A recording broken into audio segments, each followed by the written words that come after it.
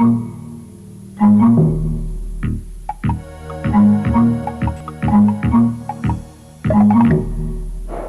l'industrie, des disjoncteurs de puissance assurent la protection des lignes électriques et des machines. À la maison également, tous les appareils, tous les circuits électriques sont obligatoirement protégés, soit par un fusible, soit par un disjoncteur. Certains disjoncteurs assurent en plus la protection des personnes. Ce sont des disjoncteurs différentiels.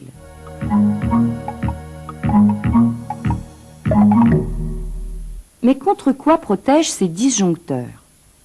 D'abord, contre les courts-circuits. Un court-circuit est une liaison accidentelle entre deux conducteurs de polarité différentes. Il se produit alors une très forte surintensité. En fonctionnement normal, le courant électrique circule dans le disjoncteur.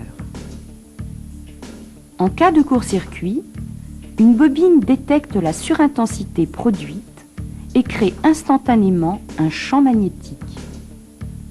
Et alors, un levier est repoussé et les contacts du disjoncteur s'ouvrent. Si la cause du court-circuit est supprimée, le disjoncteur est à nouveau fonctionnel. L'autre danger est la surcharge.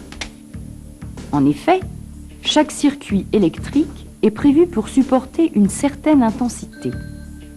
En cas de dépassement, de surcharge, il y a échauffement des conducteurs et risque d'incendie.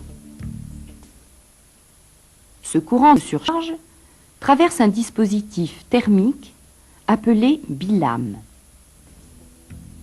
Cette lame métallique se déforme progressivement sous l'effet de l'intensité croissante du courant.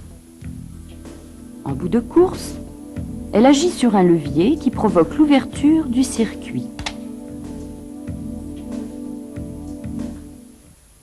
Dans une habitation, le compteur d'électricité est relié directement au disjoncteur d'abonnés.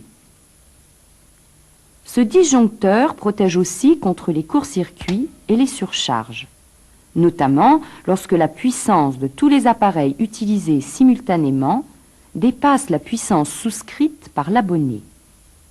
Mais en plus, ce disjoncteur est muni d'un dispositif différentiel. Ce dispositif différentiel protège les personnes contre les dangers d'un contact avec des masses métalliques mises accidentellement sous tension. Comment fonctionne ce différentiel? En conditions normales d'utilisation, l'intensité du courant est la même dans les deux conducteurs.